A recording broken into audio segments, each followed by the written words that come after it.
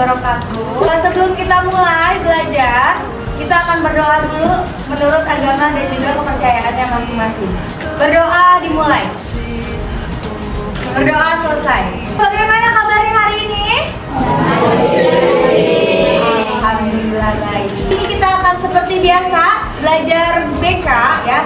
Dan kalau BK itu kita belajarnya tentang kehidupan.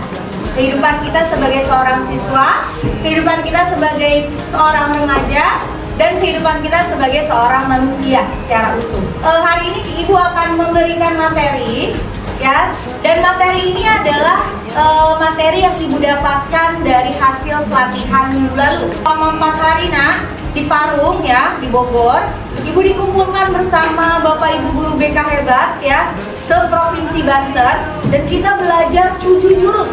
Sama kayak belajar silat, tahu silat? Ya. Dan Bapak Ibu guru BK yang lain di Parung itu belajar jurus BK untuk menjadi Bapak Ibu guru BK yang hebat gitu ya. Jadi pendekar BK yang mengayomi dan juga memahami siswa-siswinya. Dan untuk hari ini, Ibu akan memberikan kalian materi tentang jurus kedua, yakni kelola emosi. Dan judulnya materi kita hari ini berkaitan dengan kenali dan juga kelola emosi. Memulai aktivitas pada pagi hari ini dan memulai materi hari ini, kita akan memulainya dengan bermain, ya.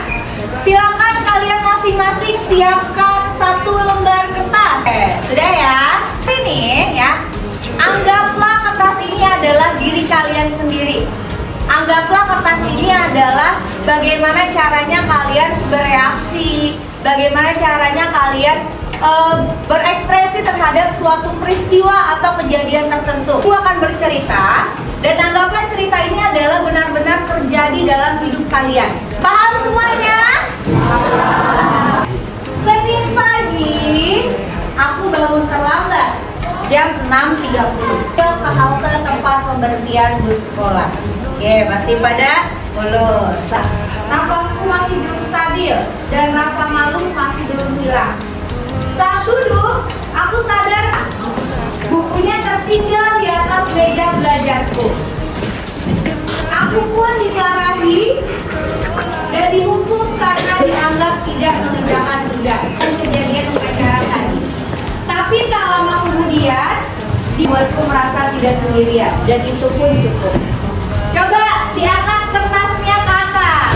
Ya, wih, ada yang lecek banget, ada yang lecek sedang, ya, ada yang sampai sobek. Coba yang lecek banget maju ke depan masing-masing. Kasih tahu temennya apa yang membuat kalian sangat kesal ya sampai kertasnya lecek.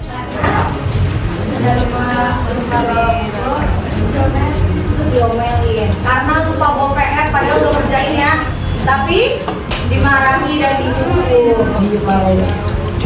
Dimarahin ibu guru ya karena nggak bawa tugas padahal udah usaha ya, cuma tertinggal doang itu karena lupa buru-buru, terus dimarahin. Jadi Sofia kesel. Dimarahin guru gara-gara nggak bawa kopi pas upacara, itu membuat Revan sangat marah.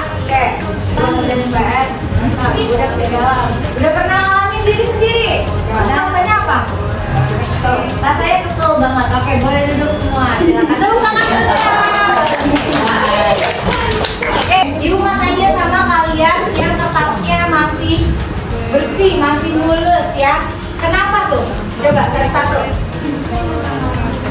Karena belum pernah mengalami seperti itu. Tapi kalau ketika mengalami seperti itu, ya, apa respon kamu?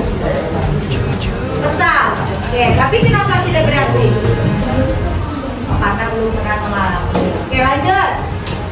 Karena setiap dari kesalahan yang kita perbuat setiap harinya pasti ada pelajaran. Setiap kejadian, setiap peristiwa itu pasti ada pelajaran yang kamu ambil. Jadi kamu memilih untuk mengekspresikannya dengan mendem dan sabar. Oh, belum pernah. Kalau posisinya kamu beneran ketinggalan? Oh. Ya, karena itu udah mau kesalahan diri sendiri kan, kalau melakukan kesalahan seperti itu, dan sama dia juga nggak pernah melakukan Kayak karena peristiwa itu adalah salahnya siapa? Diri sendiri. Jadi dan dia juga merasa ya udah gitu ya, ya udah aja gitu, mengalir aja seperti biasa. Belum pernah mengalami seperti itu, tapi kalau mengalami kamu jadi kesal, marah. Oke, boleh dulu tepuk tangan dah. Ya, baik yang rusaknya luar biasa ya, atau yang halus, tidak ada yang mana yang benar. Baik, perhatikan lagi. Tidak ada mana yang benar, tidak ada mana yang salah. Ya, tetapi coba bayangkan, ketika ini adalah diri kita sendiri. Tadi kan ibu menyuruh kalian ini menganggap sebagai diri sendiri. Kalau diri kita sendiri selalu ya merespon peristiwa, merespon kejadian yang tidak sesuai dengan ekspektasi, tidak sesuai dengan harapan kita. Kalau selalu mengekspresikan atau beremosi dengan kesal, marah, kemudian teriak-teriak, kecewa, apa yang terjadi pada diri kita? Coba lihat. Apa tuh? Hancur. Lama-lama akan hancur. Lama-lama akan rusak. Karena kita secara tidak langsung itu menyakiti diri kita sendiri nih. Kita perbaiki pelan-pelan ya nih. Diri kita perbaiki pelan-pelan. Ya. Kembali seperti semula nggak? Ada bekasnya nggak? Ada. Dan bekasnya itu akan sulit hilang. Ya. Jadi ya dari permainan ini kita sama-sama belajar ya. Ketika ada peristiwa sama tuh seperti yang siapa Kiana ya, Kiana bilang, kalau kita punya peristiwa ya, ada kejadian yang tidak menyenangkan dalam hidup kita ya, lebih baik kita bersabar.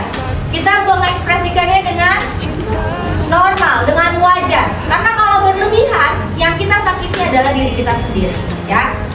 Ini berkaitan dengan pelajaran kita hari ini. Bagaimana sebagai seorang manusia, sebagai seorang remaja kita harus mampu mengenal dan juga mengelola emosi kita. Ada video, silakan ditonton. Coba tutup matamu dan tarik beberapa nafas yang dalam.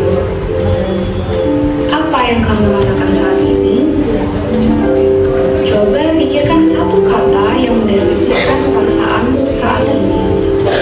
Kata apa yang muncul di benakmu? Apakah ada satu perasaan yang paling kuat dan menonjol saat ini, atau ada beberapa? Kamu bahkan bisa merasakan perasaan yang sangat berkebalikan di waktu yang bersamaan. Semangat tapi kuku, atau marah tapi takut. Hal-hal yang kamu rasakan itu juga bisa kita kenal sebagai emosi. Kamu tahu, sebenarnya emosimu adalah temanmu. Mereka adalah sinyal dari tubuhmu yang membantumu memahami dirimu sendiri dan membuat keputusan yang tepat. Kebanyakannya, rasa takut ketika menyeberang jalan adalah sinyal yang sangat tepat untuk membantumu bertapa. Benar bukan?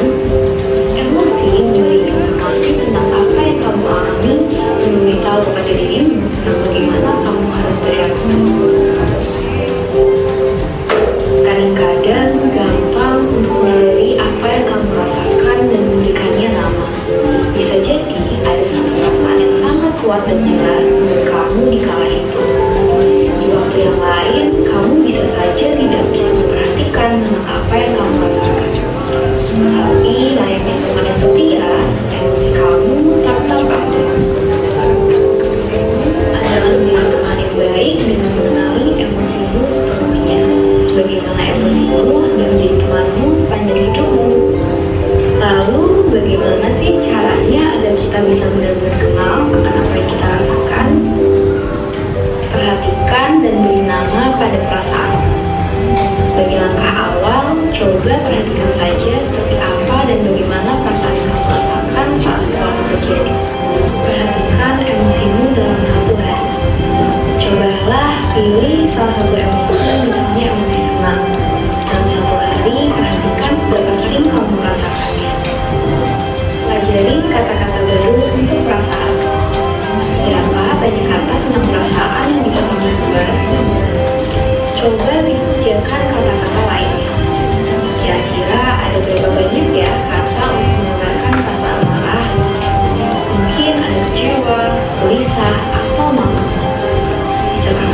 membedakan kata lain untuk perasaan marah. Buat jurnal atau diary perasaan. Luangkan beberapa menit setiap hari untuk menulis perasaanmu dan alasannya.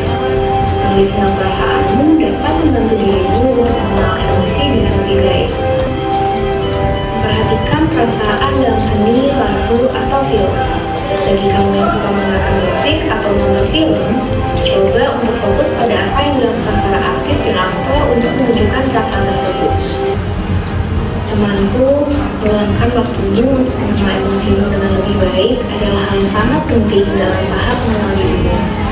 Perhatikan saja bagaimana perasaanmu. Terima apapun yang kamu rasakan tanpa menilai diri sendiri. Satu hal yang perlu kamu ingat bahwa semua emosi yang kamu rasakan adalah normal. Namun yang tidak kalah penting adalah bagaimana tindakanmu terhadap emosimu tersebut. Saat dirimu bisa mengetahui emosi apa saja yang kamu rasakan, kamu akan lebih bijak tentang bagaimana harus bertindak.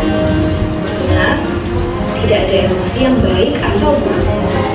Jangan hakimi perasaanmu terlalu keras. Terus perhatikan dan beri nama pada emosi. Lagi pula, mereka adalah bagian dari dirimu. Karena emosimu adalah temanmu. Oke, dari video tadi coba. Ada yang tahu apa itu emosi? Masih banyak nih yang salah persepsi atau salah arti. Mungkin masih ada beberapa orang yang menganggap emosi itu hanya yang negatif, yang marah doang, gitu ya, kecewa, dendam, dengki, dan lain. Hanya yang negatif yang menyakiti diri sendiri. Tapi sebetulnya ya, emosi itu luas. Seluruh perasaan ya, kemudian seluruh sinyal yang dikirim oleh tubuh kita terhadap hati kita itu adalah emosi. Semua orang punya emosi ini. Semua orang punya emosi marah, nangis, sedih gitu ya, kecewa, dendam, kesal, punya juga, tapi emosi yang positif, senang, gembira, bangga ya, kemudian bersemangat dan lain-lain. Jadi kita semua nih manusia punya dua sisi itu yang boleh kita rasakan. Tetapi yang harus dibedakan, yang harus diperhatikan adalah bagaimana cara kita bertindak terhadap atau merespon terhadap setiap emosi yang kita rasakan. Dan di sini nih ada 3 nih ya dari para ahli. Yang pertama dari Paul Ekman, emosi adalah reaksi kita terhadap seseorang atau kejadian tertentu. William James dan Carl Lech ya, emosi adalah hasil dari respon fisiologis terhadap sesuatu. Ya, kalau emosi itu kan biasanya ada di dalam hati kita. Tapi menurut William ya, itu juga bisa disalurkan melalui tindakan-tindakan dan ekspresi wajah ya. Kalau senang kan terlihat senyum, kemudian semangat ya, ke teman-teman juga jadi lebih ramah. Kemudian kalau marah kan kelihatan mukanya merah ya, kemudian berapi-api, kesel, terlihat dari respon fisiologisnya. Atau 3 dari Goleman ya. Goleman ini salah satu ahli psikologi ternama ya, mendefinisikan emosi sebagai dorongan untuk bertindak, dorongan dari dalam diri kita untuk bertindak yang timbul dari hati kita. Coba sebutkan, ada emosi apa aja sih di dunia ini? Ayo, apa? Senang, apa lagi? Kecewa, terus apa lagi? Marah, sedih, apa lagi? Bahagia, dan lain-lain. Banyak emosi yang ada di seluruh dunia ini, yang kita rasakan juga banyak. Dalam teorinya ada 6 dasar ya. Kenapa emosi itu kita muncul? Ada 6 jenis emosi ya yang mendasari dari semua emosi yang ada di dunia ini. Ada 6. Senang, bersemangat, flat anger, biasanya itu nggak merasakan apa-apa ya. Scared, takut, ada marah dan juga sedih.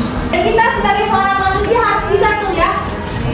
Pertama, mengenali sebenarnya saya tuh lagi merasakan apa sih gitu ya. Tahu sama diri kita sendiri. Ya. Nih, dalam otak kita terkait dengan emosi gitu ya, bagaimana emosi bekerja. Tapi ada 3 bagian otak yang mempengaruhi bagaimana caranya kalian beremosi. Bisa diilustrasikan ketika kalian seperti ini. Coba seperti ini. Anggaplah tangan ini tangan kita ya. Yuk, tangan kita adalah sebuah otak. mengelola bagaimana cara kalian berekspresi dan emosi. Nah, bagian tengah, ya, coba tunjuk bagian tengah. Bagian tengah adalah otak reptil. Otak reptil ini adalah otak yang bekerja untuk kalian bertahan, ya, untuk bertahan pada harga diri kalian, mempertahankan diri kalian. Jadi karena namanya reptil, ini otaknya ganas, harus dikelola, harus dikontrol, ya. Kalau otak reptil ini tidak dikontrol, marahnya jadi berlebihan, senangnya jadi berlebihan, sedihnya jadi berlebihan. Dan yang ini adalah otak limbik. Otak limbik ini adalah bagaimana cara kita mengekspresikan setiap perasaan dan emosi. Misalnya kita lagi marah, sinyalnya datang dari otak limbik ini. Oh, saya lagi marah, oh saya lagi kesal, saya lagi sedih, saya lagi senang, saya lagi bangga terhadap diri saya sendiri. Nah, ini sinyalnya dari otak apa tadi? Otak apa? Oh, lagi yang 4, coba tunjuk yang 4. Ya, 4 ini adalah otak neokorteks. Otak neokorteks adalah otak yang membantu kita mengelola semua apa yang kita rasakan. Otak yang mampu berpikir secara rasional, berpikir apakah tindakan ini baik atau enggak, apakah ini menyakiti orang lain atau enggak, ya. Ini adalah otak yang bekerja untuk berpikir secara rasional. Ya. Kalau terbuka seperti ini, nanti kita dikendalikan oleh otak reptil. Tapi kalau tertutup seperti ini, ya, otak limbiknya tertutup, neokorteks yang mengendalikan limbik dan juga reptil seperti ini, ya. Ini emosi kita terkelola dengan baik. Ya, emosi kita terkelola dengan baik. Otak reptilnya terdorong terdalam ke dalam dengan pikiran yang rasional, dan perasaan yang kita ekspresikan juga tidak berlebihan, sedang kayak stabil. Jadi ada berapa bagian otak? Ya, ada otak apa yang pertama? Yang kedua otak? Yang ketiga otak? Ada video lagi nih, coba ditonton dan perhatikan ya. I get really mad when my brother hits me a lot. I don't like it when you say you don't want to play with me. When I'm mad, my brain can get a headache and it can start hurting. Your blood keeps pumping because you're like really mad. And you start to get sweaty because you're getting really, really mad. And then when you start getting really mad, you turn red. When your body can't really control yourself, mad just takes over your body. I just get out of control. It's kind of like if you had a jar, and then the jar would be your brain, and then you put glitter in the jar, and that would be how you feel. If you shook up the jar and glitter went everywhere, that would be how your mind works. And it's like spinning around, and then you don't have anything to think. And you sometimes punch stuff in people when you don't really mean it. When I get angry, I feel it in my heart. I really don't like when I get angry. I just like sometimes, like take deep breaths. Then like it's calming down, it's like not like moving. It's like slowing down and then it stops. The heart pumps slow and then it goes into your brain. It's like all the sparkles are at the bottom of your brain. My brain like slows down and then like I feel more calm and then I'm like ready to speak to that person. Betul, kalau di Jerman ya diajarkan melalui bola salju. Perasaan segera mengontrol diri kita, bola saljunya seperti dikocok nih. Perasaan bakal karuan, ya. Perasaan semuanya muncul seperti terbang-terbang bola salju ya, bersebaran, gitu ya. Tapi kalau kita calm down, ya, pelan-pelan, tarik nafas dalam, memikirkan sejenak, ya, tentang perasaan kita. Lama-lama perasaan yang bertemburan itu akan pelan-pelan mereda. Nah, di sini, ya, ada sebuah rumus ketika kita sedang dikendalikan dengan emosi, ya, emosi yang mengendalikan diri kita. Ada sebuah rumus, ya, kalau kita berlebihan, kalau kita lagi merasa sedih yang berlebihan, kalau kita lagi merasa marah yang berlebihan, ada sebuah rumus yang bisa kalian terapkan dalam mengelola emosi tersebut. Rumusnya adalah rumus tanya. T-nya adalah terima, A-nya amati, N-nya nikmati, Y-nya yakini, dan A-nya aksi. Ya. Jadi ketika kita merasakan sesuatu yang berlebihan, kita terima dulu di dalam hati kita. Jangan langsung bereaksi. Diam dulu sejenak, stop sejenak. Perhatikan apa yang kalian sedang rasakan. Tutup matanya, kemudian perhatikan. Oh, saya lagi merasa marah saat ini. Diam dulu. Kemudian setelah menerima dan mengidentifikasi apa itu perasaannya, amati perasaannya. Oh, saya marah karena misalkan kesal, disengin sama teman. Kemudian setelah amati, nikmati perasaan itu ya. Nikmati dengan duduk diam, tenang ya, senderan berfungsi ya. Kemudian boleh lagi tarik nafasnya, kemudian buang, tarik nafas, buang sampai dirinya merasa tenang. Setelah dinikmati, yakini bahwa kita nih, diri kita sendiri akan mengambil alih ya dari emosi kita itu. Ya, jangan sampai emosi yang mengambil alih diri kita, tapi kita yakini nih bahwa kita yang bisa kendali penuh terhadap emosi kita. Dan yang terakhir, setelah semuanya pelan-pelan reda, setelah kita mampu neokorteksnya berpikir secara rasional, kemudian baru boleh aksi. Baru boleh misalkan kalau memang kesel, pelan-pelan bilang ke temannya, misalkan, maaf ya, aku nggak suka kalau kamu isengin aku kayak gitu, itu bikin aku marah. Lia gitu ya, misalkan Lia, aku kesel deh kalau misalkan kamu nyobek-nyobek kertas aku. Ini kan masih dipakai dengan cara ya baik, dengan cara yang rasional. Terus ya ada teorinya juga nih, ada namanya roda pilihan. Ya, ketika kita diam sejenak, ya boleh tuh di dalam otak kita membuat 10 pilihan. Misalkan, saya akan pelan-pelan bertindak ngomong sama dia, atau saya akan hitung dulu sampai 10 supaya hati saya reda. Saya akan tarik nafas panjang, duduk nyaman dulu ya, supaya hati saya reda. Seperti itu ya, ada pilihan-pilihan. Ini yang teorinya boleh diganti kok. Kalau di teorinya ada hitung 1 sampai 10, terus bilang mereka untuk berhenti, menggunakan I message yang ibu bilang tadi, aku gak suka, aku pokoknya bilang aku kesel, aku gak suka, aku marah, gitu ya, itu I message. Kemudian kalau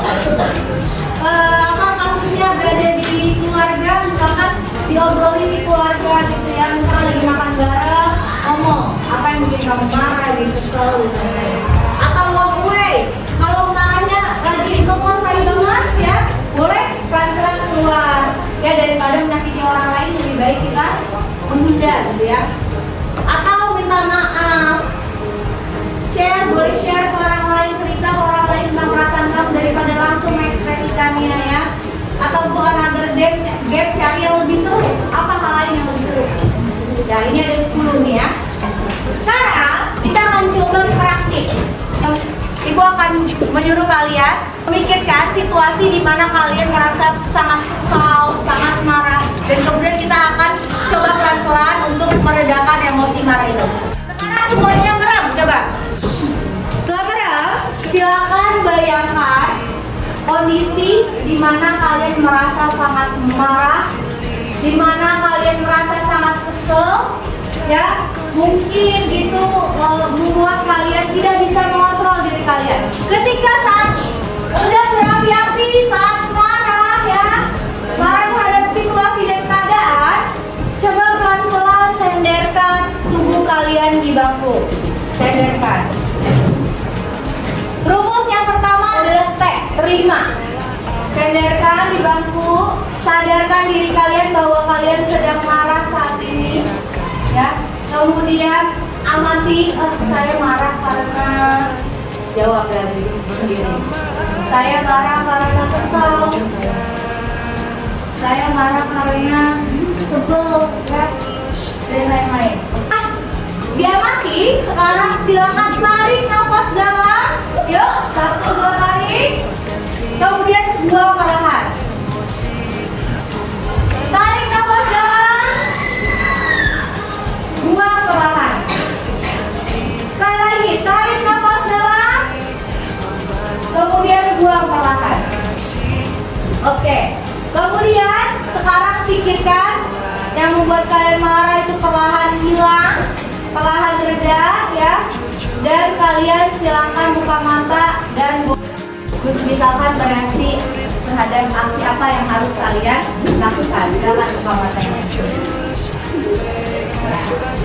Oke, boleh ditulis kah apa ngobrol ke temennya kah ya? Supaya kalian lebih mudah. Ini mau tanya, ketika pakai teknik itu ya, ketika pakai teknik itu, apa perasaan yang lebih kalian rasakan? Coba angkat tangan. Ya, silakan.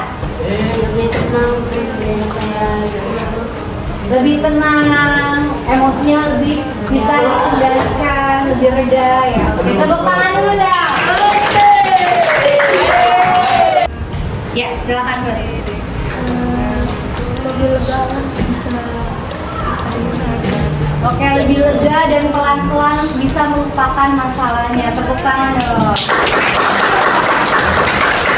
Dari praktik tadi ya, tadi kan sudah banyak yang merasakan perasaan yang tadinya mengendalikan dirinya jadi pelan-pelan bisa dikelola, kemudian perasaannya jadi lebih lega, lebih bisa menghilangkan secara perlahan perasaan tersebut ya, dan kemudian aksinya jadi bisa terkendali ya.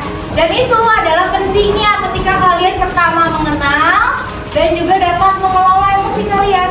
Jadi ketika peristiwa-peristiwa terjadi dalam hidup kita, dan pasti akan ya, pasti ya, sebagai seorang manusia tuh pasti ada satu masa atau satu peristiwa yang pasti membuat kalian mungkin sangat marah, yang membuat kalian sangat sedih, sangat down, itu pasti ada peristiwa seperti itu ya. Boleh kita merasakan hal-hal tersebut, tetapi kita juga harus tahu bagaimana caranya mengekspresikannya secara tepat dan benar ya. Sampai sini ada pertanyaan, Nak? Ada pertanyaan? Tidak ada? Sudah paham semua? Sudah paham semuanya? Sudah paham ya. Kalau paham, gue harap kedepannya kalian pelan-pelan bisa kesadaran emosi yang baik dan mampu mengelola juga emosinya dengan baik. Oke, kalau sudah tidak ada yang tanya dan sudah paham semua, kita cukupkan pembelajaran kita pada pagi hari ini. Kurang lebihnya mohon maaf. Wassalamualaikum warahmatullahi wabarakatuh. Waalaikumsalam warahmatullahi wabarakatuh. Agung, terima kasih. Mulut ini, hati ini, mau bilang terima kasih, terima kasih Ibu. Doakan kami sukses, kami sayang Ibu. Sama-sama Ibu dan kalian. 7 jurus BK hebat, 7 jurus